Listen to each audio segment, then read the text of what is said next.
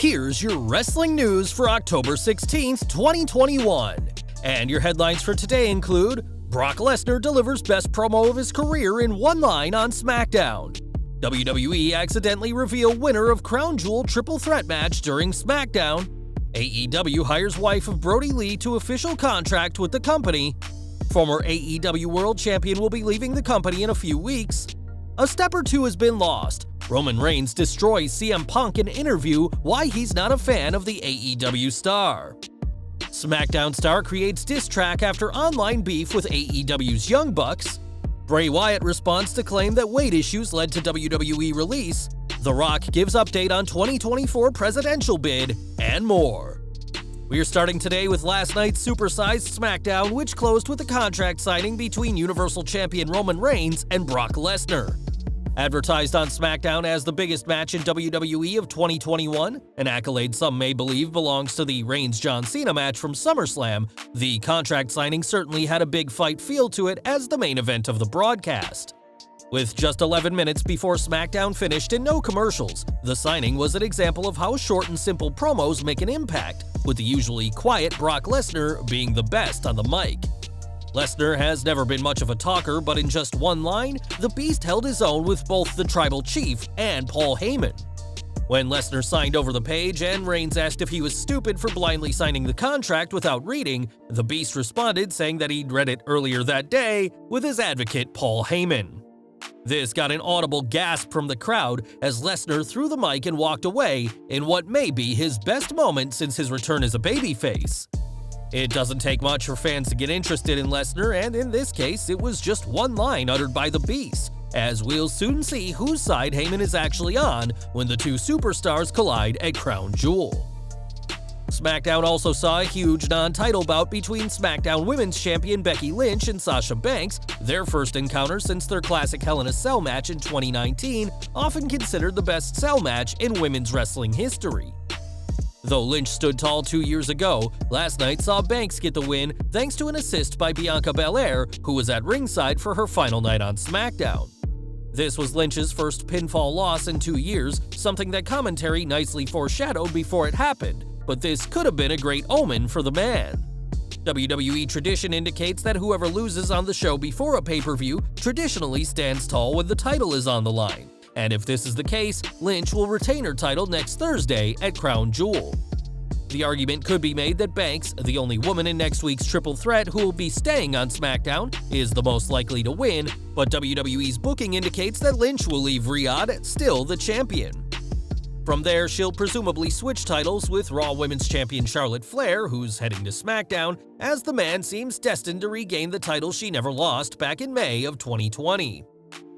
In July this year, WWE returned to touring and having live fans in attendance after a year of fans being forced to watch shows from home. At live events, the company has been running WWE Super shows featuring talent from both Raw and SmackDown, but audiences should cherish these cross-branded events while they still can. PW Insider reports that WWE will soon be returning to brand-exclusive live events, with Raw taking a brief tour of the Northeast in late December. SmackDown, on the other hand, will head to Florida and the Mid-Atlantic before finishing their tour in Buffalo on December 30th. This will all lead up to WWE Day 1, their January 1st pay-per-view, which will feature both brands, but it appears fans will soon only be getting half of WWE's main roster when they attend a house show. AEW news now, as the company has taken care of Brody Lee's family ever since his tragic passing last December at the age of 41. His son, Brody Lee Jr., makes regular appearances on TV and has a contract waiting for him when he turns 18. And the former TNT champion's wife, Amanda, is now All Elite. On Twitter, Amanda Huber announced that she is signed to an AEW contract, working as part of the company's community outreach team.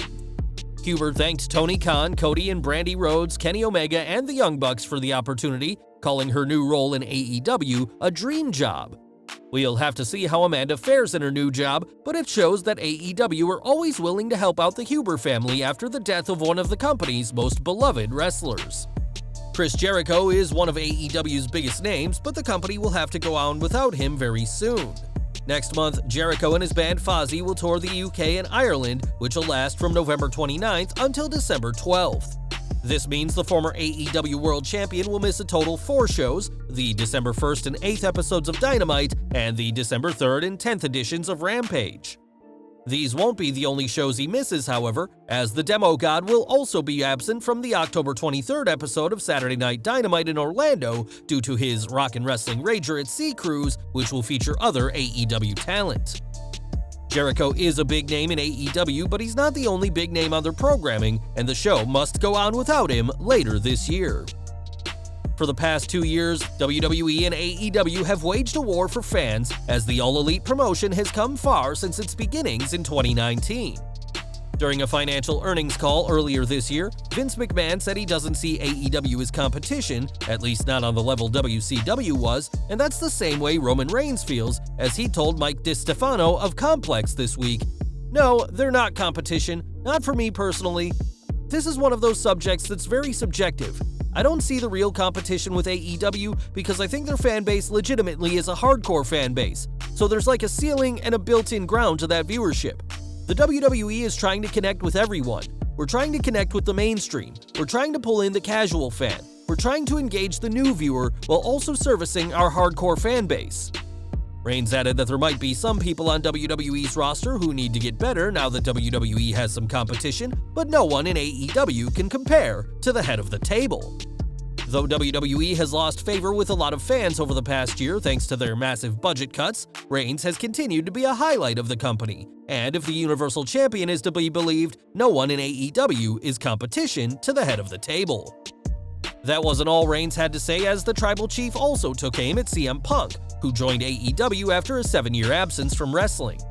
In that same interview with Complex, Reigns said he wouldn't have said no to a Punk return to WWE, but even had this happened, the Universal Champion doesn't believe feuding with Punk would have improved his career. He explained, "On a personal level, it doesn't do anything for me. That's not going to elevate me at all. He's older now. I haven't really seen a full match. I've seen a clip or two, and to me, a step or two has been lost. Then he also got his ass whooped in UFC. I don't think anybody really believes that someone 200 pounds soaking wet with no explosive bone in their body could ever really do anything to me." At 6'3" and 265 pounds, the former football star turned wrestler is a true specimen in the ring. And although fans clamored for years for a Punk return to silence the big dog, the Universal Champion doesn't believe a feud with Punk would have helped his career in any way. Both WWE and AEW have said they don't focus on the other show, but that's clearly not the case. It's no secret WWE have booked shows to coincide with AEW events, while barely a week goes by where an AEW wrestler doesn't bash WWE, either on TV or on Being the Elite. On Twitter this week, the Young Bucks and Top Dollar of Hit Row engaged in a new social media beef over who has the better claim to be a legitimate sneakerhead. This led to Top Dollar trending all day on Thursday, something the Bucks took credit for, and now the WWE superstar has taken things to a musical level. With a career in music long before he got into pro wrestling, Dollar released a new track on Friday morning titled Sneaka Diss, and in case that name was too obvious, the track was recorded over the beat to Let Me In, the 2004 single released by the rapper Young Buck. Dollar noted that he wrote, recorded, and mixed this song by himself, and then shot and edited the video by himself, all in under 3 hours. This impressive track definitely caught the attention of fans who were aware of its real meaning, and we'll have to see how the Young Bucks respond, if they can even come back from this musical beatdown. Earlier this week, we reported that Bray Wyatt had been difficult to work with in his final run in WWE, with a series of problems reportedly leading to his release in July. Not only was Wyatt creatively frustrated, but the cost of keeping the former Universal Champion on the payroll, as well as him having what was perceived as weight issues. Now, the former superstar has seemingly responded to his alleged weight issues, as on Twitter, he shared a photo of his final appearance as The Fiend, promising he'll feed you baby birds, and sent a follow-up tweet saying, "Looking lean, Fiendy." Weight issues or not, Wyatt was arguably WWE's most popular name from 2019 to 2021, and fans remain excited to see where the former Universal Champion will go next after his shocking release this year. The two biggest promotions fighting over Wyatt are Impact Wrestling and AEW, but wherever he goes, he won't be competing as Bray Wyatt. After all, WWE owns the trademark on that name, as well as terms like The Fiend and Firefly Funhouse, meaning the former Universal Champion will have to find a new name when his non-compete clause ends on October 29th. The Wrestling Observer reports that Wyatt is hoping to use the name Wyndham, his real name, when he can wrestle again, and has been planting the seeds for this already using the hashtag #CultOfWyndham on his tweets. We can guarantee that Wyatt won't go back to using Husky Harris as his name, as the name is presumably still owned by WWE, and we doubt he'd want to use it anyway. But fans can expect to be chanting for Wyndham Rotunda when the former Fiend next wrestles. And we're ending today with some political news, as the US will decide their next president in 2024, and one name that could be on the ballot is Dwayne Johnson. For years, The Rock has teased a presidential run, and that's even part of the plot for his ongoing Young Rock series. And the support is certainly there, as a poll in March this year showed that nearly half of Americans asked would support him running for president.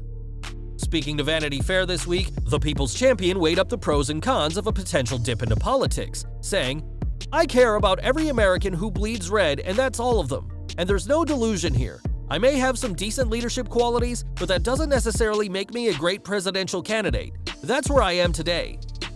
The Rock stated in February that he would run if the people wanted it, and that seems to be the case. And perhaps The Rock will become the most electrifying man to enter the White House in the coming years. Well guys, that's our news for today. Please share your comments below. Also hit the like button, subscribe to our channel, and hit the bell icon to receive all notifications. And as always, thanks for watching.